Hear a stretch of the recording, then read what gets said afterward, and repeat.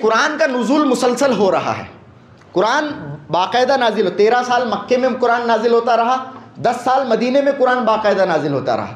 تو یہاں پر بعض اہم احکامات نازل ہوئے. سب سے پہلے دیکھیے، آپ کو معلوم ہے کہ شراب کا معاملہ دین کے اندر کیا تھا. پہلے شراب حلال تھی، شراب پی جاتی تھی، پلائی جاتی تھی، صحابہ اکرام بھی شراب پیا کرتے تھے، ابھی حرام نہیں ہوا ہے. تو صحابہ اکرام شراب پیا کرتے تھے، لیکن بعض صحابہ اکرام جو ابھی شراب حرمت اس کی ہوئی بھی نہیں، لیکن اس کے باوجود بھی شراب کو لے کر ریزسٹنٹ تھے، شراب کو لے کر ان کا معاملہ تھا کہ یہ اچھی چیز نہیں ہے، ان کی طبیعت میں یہ چیز تھی. تھوڑے صحابہ اکرام شراب ویسے بھی نہیں پیتے تھے. حضرت عمر رضی اللہ تعالیٰ عنہ باقاعدہ آتے تھے، حضرت معاذ بن جبل کی بھی حدیث ہے، اللہ کے نبی علیہ الصلوۃ والسلام کے پاس آتے تھے اور شراب کے تعلق سے پوچھتے تھے.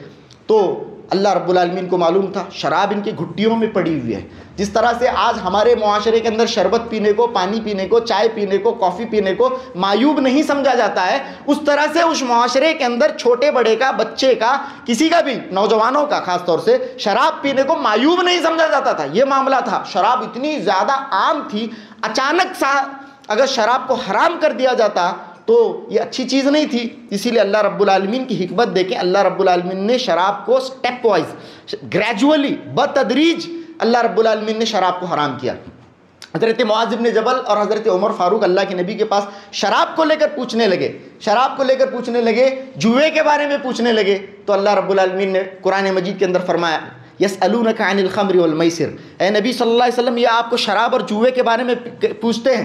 قل فیہما اثم کبیر ومنافع للناس، اے نبی صلی اللہ علیہ وسلم، یہ آپ کو شراب کے بارے میں، جوئے کے بارے میں پوچھتے ہیں، آپ ان سے کہہ دیجئے کہ اس کے اندر بہت بڑا نقصان ہے، بہت بڑا گناہ ہے، لیکن اس میں کچھ فائدے بھی ہیں، اس میں کچھ فائدے بھی ہیں. فرسٹ بات، اس میں کچھ فائدے بھی ہیں. تو یہ کہہ کے اس میں گناہ بھی ہے، اس میں فائدے بھی ہیں. بعض لوگوں نے یہ دیکھا کہ اس کے اندر گناہ ہے تو وہ لوگ پیچھے ہٹ گئے. بعض لوگوں نے یہ دیکھا کہ اللہ کہہ رہا ہے کہ اس میں فائدے بھی ہیں، تو ان لوگوں نے جاری رکھا، شراب کا معاملہ جاری رکھا. اس طرح سے یہ پہلا سٹیج تھا جب شراب کو حرام قرار دیا گیا. اس کے بعد ترمذی شریف کے اندر حضرت عبد الرحمن ابن عوف کی ایک حدیث ہے. دوسرا سٹیج دیکھتے ہیں.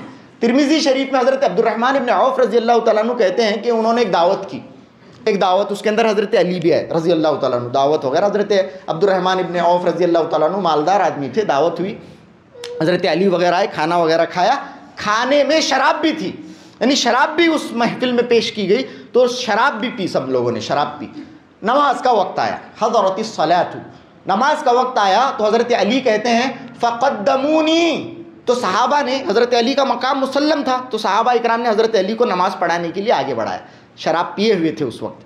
نماز پڑھانے کے لیے حضرت علی کو آگے کیا گیا. یاد رکھیں، شراب سے حرمت سے پہلے کی باتیں، شراب حرام ہونے سے پہلے کی باتیں بتا رہا ہوں. تو حضرت علی رضی اللہ تعالیٰ عنہ کو نماز پڑھانے کے لیے کھڑا کیا گیا. فقدمونی، مجھے آگے بڑھایا گیا. حضرت علی نے سورہ فاتحہ پڑھی، اس کے بعد سورہ کافرون پڑھی، قل یا ایھا الکافرون لا اعبد ما تعبدون ولا انتم عابدون ما اعبد.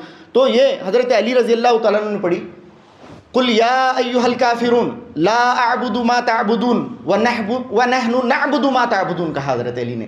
نشے کی حالت میں تھے، چونکہ شراب کا اثر تھا ان کے اوپر، تو کہا کہ ہم اس کی عبادت کرتے ہیں جس کی تم عبادت کرتے ہو. حضرت علی سے اس طرح کے الفاظ نکل گئے.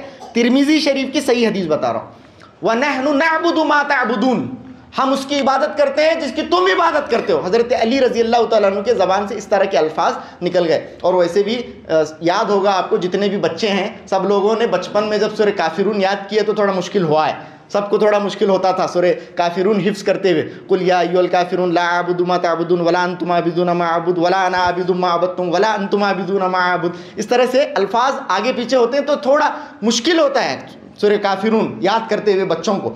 تو حضرت علی رضی اللہ تعالیٰ عنہ کے زبان سے اس طرح کے الفاظ نکل گئے. تو اللہ رب العالمین نے فرمایا، دوسرا سٹیج، لا تقربوا الصلاۃ وانتم سکارى، نماز کے قریب بھی نہ جاؤ جب تم نشے کی حالت میں رہو. نماز کے قریب بھی نہ جاؤ، حتی تعلموا ما تقولون، یہاں تک کہ تمہیں پتہ لگے کہ تم کیا کہہ رہے ہو، تم اپنی زبان سے کیا بول رہے ہو. جب تک کہ تمہیں پتہ نہیں چلتا تب تک تمہیں نماز کے قریب جانے کی ضرورت نہیں، اللہ رب العالمین نے فرمایا. تو صحابہ اکرام نے یہ غصہ محسوس کیا اللہ رب العالمین کا، تو سب نے شراب کو دن میں پینا چھوڑ دیا. عشاء کے بعد اور فجر سے پہلے تک شراب پی لیتے تھے، دن بھر شراب نہیں پیتے تھے بعد میں. اس طرح کا معاملہ ہوا.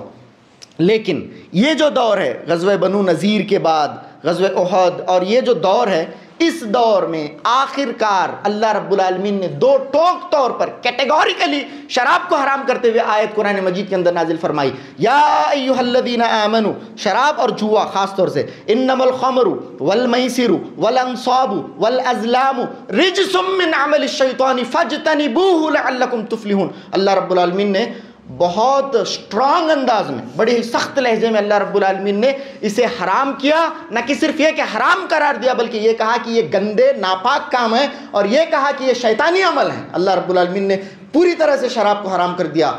اور یاد رکھیں شراب اسلام کے اندر، دین اسلام کے اندر، اور دو اس کے ساتھ شراب کے جڑوا بہن بھی ہے، اسے بولتے ہیں میسر، جوا، انما الخمر والمیسر، ان دونوں چیزوں کو حرام قرار دیا گیا۔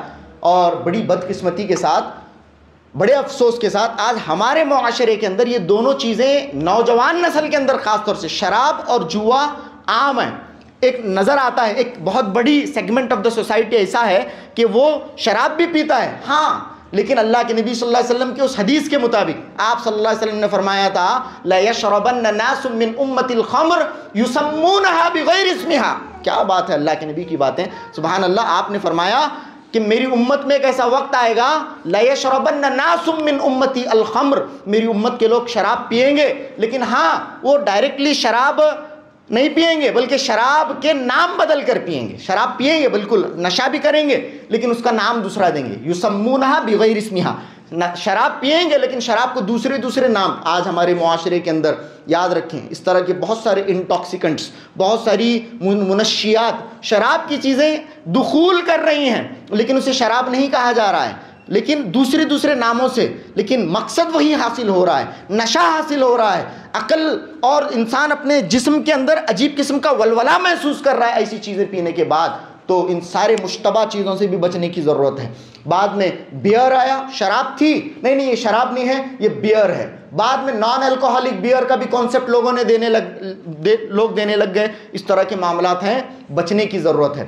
ہم نے سنا، اس سلسلے میں نے پڑھا بھی، تو آج معاشرے میں مختلف قسم کے منشیات ہیں جس کا نام شراب کا نہیں ہے، لیکن ہاں مقصد وہی حاصل کیا جا رہا ہے، اور نوجوانوں کا ایک بہت بڑا طبقہ، پڑھے لکھے خاص طور سے نوجوانوں کا، کالجز اور ہائر ایجوکیشن حاصل کرنے والے نوجوانوں کا ایک بہت بڑا طبقہ اس کے پیچھے لگ گیا ہے۔ چاکلیٹس ہیں، میں نے سنا ہے کہ اس طرح کے بعض چاکلیٹس ہیں وہ مارکیٹ کے اندر مہیا کیے جا رہے ہیں جس کے اندر نشہ ہے، ایسے چاکلیٹس نوجوان کنزیوم کر رہے ہیں۔ وہ سمجھ یہ رہے ہیں کہ میں شراب نہیں پی رہا ہوں لیکن وہ اس کا نام بدل کر یہ چاکلیٹ کھا رہے ہیں، نعوذ باللہ من ذالک۔ اسی طرح سے آج ہمارے معاشرے کے اندر آپ دیکھیں انرجی ڈرنکس کا ایک مسئلہ آ گیا ہے۔ انرجی ڈرنکس جو اپنے آپ میں یہ اگر نہیں کہوں گا کہ حرام نہیں ہے، یا پھر میں اتنا ضرور کہوں گا اہل علم کے اقوال کی روشنی میں کہ یہ چیزیں مشتبہ ہیں، یہ چیزیں ڈاؤٹ فل ہیں، ان سے بچنے کی بہت ضرورت ہے۔ انرجی ڈرنکس جس کے اندر دیکھیے ایک چیز اپنے آپ میں حرام نہیں ہوتی، ایک چیز اپنے آپ میں حرام نہیں ہوتی، لیکن اس کی کوانٹٹی جب بہت زیادہ بڑھ جائے، اس کا کنٹینٹ جب کسی چیز کے اندر بہت زیادہ پرمیسیبل لمٹ سے بھی زیادہ بڑھ جائے تو وہ ایک جسم کے اندر ایک عجیب سی کیفیت پیدا کرتی ہے، وہاں اس چیز کو حرام قرار دیا جاتا ہے۔ تو جتنے بھی انرجی ڈرنکس ہیں اس سے بچنے کی ضرورت ہے۔ ہم نے دیکھا اور اس کے ٹیگ لائنز بھی جب میں نے تحقیق کرتے ہوئے پڑھے تو بڑے مشتبہ ہیں۔ Red Bull gives you wings, کہتا ہے Red Bull gives you wings, Red Bull تمہیں پر دیتا ہے، یعنی وہ پی ایس والا انہیں ایسا محسوس کرتا ہے، اسے پرا ہی کیا ایسا محسوس کرتا ہوں۔ ایک اسی طرح سے سٹنگ ہے، سٹنگ، اس کا سٹنگ انرجی کہتے ہو، سٹنگ انرجی، وہ پینے کے بعد آدمی اپنے اندر ایک انرجی محسوس کرتا ہے، بہت زیادہ انرجی محسوس کرتا ہے۔ تو یہ چیزیں اگر میں یہ نہیں کہہ رہا ہوں کہ حرام ہے قطعاً، کیونکہ میں اس مقام پر تو نہیں ہوں، البتہ اہل علم کے فتاواجات کی روشنی میں یہ کہہ سکتا ہوں کہ یہ چیزیں مشتبہ ہیں، یہ چیزیں ڈاؤٹ فل ہیں، اس سے نوجوانوں کو بچنے کی ضرورت ہے۔ یہ جتنے بھی اس طرح کے چاکلیٹس ہیں، اور ہم نے یہ بھی سنا کہ بعض میڈیسنس ہیں، اوور کاؤنٹر پین میڈیسنس جو ہوتے ہیں، جا کر آپ میڈیکل سے جو لیتے ہیں، اس سے بھی نشہ نوجوان حاصل کرنے کی کوشش، خاص طور سے پین میڈس جس کے اندر وائکڈن ہے، مورفین ہے، اس طرح سے لکھا گیا ہے۔ تو اسے بھی آج کل میں نے سنا کہ شہر کے اندر، بیجاپور کے اندر ہی کسی اتھارٹی نے ایک خاص طور کی پین میڈیسن کو، جو کہ اوور کاؤنٹر دی جاتی تھی، میڈیکل میں مانگنے سے وہ مل جاتی تھی، لیکن پچھلے چند دنوں سے ملنا بند ہو گئی ہے، نہیں دے رہے ہیں وہ، کیونکہ نوجوان اس کا غلط فائدہ اٹھا رہے ہیں۔ تو اس طرح کے سارے منشیات سے بچنے کی ضرورت ہے، یہ بہت اہم ہے میرے بھائیوں۔ اور اسی طرح سے المیسر کہا گیا، دوسری چیز اسی میں بات کو ختم کر دیتا ہوں. میسر ہے جوا, شراب سے بچیں, شراب کی ہر قسم سے بچنے کی ضرورت ہے, اور اسی طرح سے جوے سے بچیں. المیسر جو کہا گیا ہے اس سے بہت زیادہ بچنے کی ضرورت ہے. آج کے دور میں, پرانا ایک دور تھا, اس دور میں ایک خاص شکل میں جوا کھیلا جاتا تھا. آج اتنا پرفتن دور ہے کہ آپ اپنے گھر میں رہتے ہوئے, دیندار کہلاتے ہوئے, وائٹ کالر والے, پڑھے لکھے کہلاتے ہوئے, سوفسٹیکیٹڈ کہلاتے ہوئے بھی خطرناک کاموں میں ملوث ہو سکتے ہیں. یہ ایسا پرفتن دور ہے. آپ اپنے گھر کے ڈرائنگ روم میں بیٹھ کر اپنے موبائل کے اندر جنگلی رمی کھیل سکتے ہیں. آپ کرکٹ کے اندر کوئی ڈریم 11 یا پھر اسی طرح سے ایک مائی 11 سرکل اور اس طرح کے عجیب و غریب ایپس آ رہے ہیں. آپ اپنے گھر میں بیٹھتے ہوئے, چہرے پر داڑھی رکھے ہوئے, دیندار کہلاتے ہوئے ان خطرناک جرائم کے اندر مبتلا ہو سکتے ہیں, اور معاشرے کو پتہ بھی نہیں کہ تم اتنے خطرناک جرم کے اندر ملوث ہو. نعوذ باللہ من ذالک. بہت خطرناک معاملہ ہے. یہ دور بہت پرفتن دور ہے جہاں پر تمام کے تمام برائیاں, تمام کی تمام خطرناک جرائم اسلام جس کو کنسیڈر کرتا ہے, وہ ایک آدمی کے لیے اس کا ایکسس فراہم کیا گیا ہے, گرانٹیڈ ہے ایکسس اس دور کے اندر. اس دور میں بچنا بہت زیادہ ضروری ہے, اور تمام چیزیں آپ کو اس طرف ڈھکیلنے کے لیے ہیں تو بچیں. معاشی اعتبار سے, اخلاقی اعتبار سے ہمارے نوجوان زوال پذیر ہو رہے ہیں.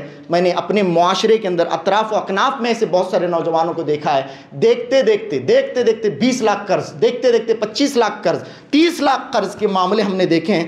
گھر بیچنے کی لوگوں کو نوبت آ رہی ہے. اپنے پلاٹس اور زمینیں جو کہ ان کے والدین کے بڑھاپے کا سہارا تھا, وہ تک ہمارے آنکھوں کے سامنے نوجوانوں نے بیچا ہے. میرے بھائیوں, بچنے کی ضرورت ہے. جوئے سے بچیں, ہر قسم کے جوئے سے. یہ ساری چیزیں نام بدل کر آ رہی ہیں, لیکن ہمیں بچنے کی ضرورت ہے. جوئے کو جوا نہیں کہا جا رہا ہے, اسے ڈریم 11 ہے یا پھر وہ جنگلی رمی ہے, اسی طرح سے دوسرے ایپس ہیں. نام بدلنے سے اس کی حقیقت نہیں بدل جاتی. آج ہمارے معاشرے کا بڑا المیہ ہے. چھلا ہے, چھلا 40 دن کے بعد چھلے کا رہتا. اب وہ چھلا نہیں کہتے ہو, وہ اس کا پارٹی کر کو نام دینے کا, اس کا پارٹی. اب وہ چھلا نہیں, وہ چھلا کرے تو ذرا کیا بھی اس طرح سے ہم لوگ اٹھ کر بیٹھ جاتے ہیں, چھلا یہ ہے وہ ہے. نہیں, اب وہ پارٹی, وہ 40 دن کو ایگزیکٹلی نہیں کرنے کا, وہ 41ویں دن کو یا 2 دن پہلے یا 2 دن بعد کرنے کا پارٹی ہو.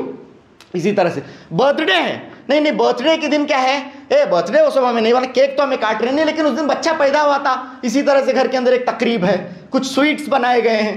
نام بدل کر اس طرح کی چیزیں ہمارے اندر داخل ہو رہی ہیں, دوسرے چوغے پہن کر داخل ہو رہی ہیں. ہمیں ان فتنوں کو پہچاننے کی ضرورت ہے, چاہے وہ شراب ہو, جوا ہو, اس طرح کے رسومات ہوں, اس طرح کی بدعات ہوں, خرافات ہوں. رجب ہے خاص طور سے, اس کے اندر جتنے بھی اس طرح کی چیزیں ہیں ان سے بچنے کی ضرورت ہے, بدعات اور خرافات سے بچنے کی ضرورت ہے. تو اللہ رب العالمین نے غزوہ احد کے بعد اہل سیر کے مطابق 3 ہجری کے بعد جو ہے شراب کو کیٹیگوریکلی اللہ رب العالمین نے حرام قرار دیا. کہا انما الخمر والمیسر والانصاب والازلام رجس من عمل الشیطان فاجتنبوه لعلکم تفلحون. انما یرید الشیطان ان یوقع بینکم العداوۃ والبغضاء فی الخمر والمیسر. اللہ اکبر. آگے کی آیتیں ہیں, بہت تفصیل طلب ہے, خیر بات وقت ختم ہو گیا ہے.